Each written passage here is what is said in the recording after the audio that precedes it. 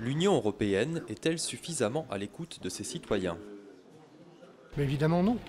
Évidemment non. Pour Michel Barnier, la réponse est claire. Et pourtant, la Commission européenne ne manque pas d'imagination pour permettre aux citoyens de s'exprimer. Au mois de février, par exemple, elle organisait un grand débat au Dock de Paris. Le commissaire européen y était aux côtés du ministre des Affaires européennes, Thierry Repentin. Pendant plus de 2 heures, les deux hommes ont tenté de répondre aux questions de l'auditoire, et souvent même aux critiques. Le fossé se creuse aujourd'hui dangereusement entre les salariés européens et effectivement l'Europe. Je crois que l'identité française a été ébranlée, l'identité européenne est difficile.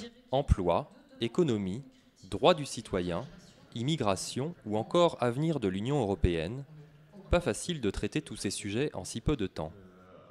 C'est pourquoi le dialogue citoyen ne doit pas s'arrêter là.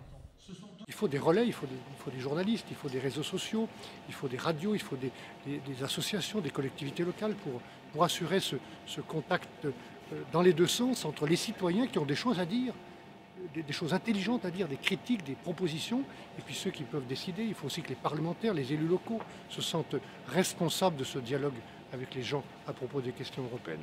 Merci à tous d'être venus au Dock de Paris pour ce 46e dialogue citoyen. Le débat du 27 février était aussi l'aboutissement du projet Europe tu m'entends. Depuis plusieurs mois, la Commission européenne proposait aux citoyens de lui adresser directement ses avis et ses questions à travers des photomessages. Ceux-ci étaient transmis via un site internet ou bien recueillis lors de rendez-vous physiques, comme ici en Seine-Saint-Denis.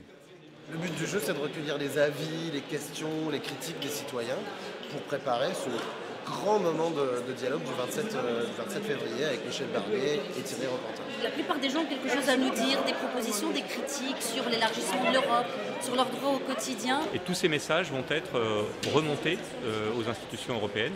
Nous nous engageons à répondre à toutes les questions. Et ils auront une réponse écrite sur le site internet et une réponse qu'on leur enverra par mail aussi, puisque la plupart des gens qui contribuent laissent leur adresse mail pour que le débat continue. Des événements comme celui-ci, la Commission en a organisé un grand nombre en Europe depuis le lancement en 2013 de l'année européenne du citoyen. Après avoir écouté les préoccupations de plusieurs centaines d'Européens, le plus difficile sera certainement d'y apporter des réponses concrètes.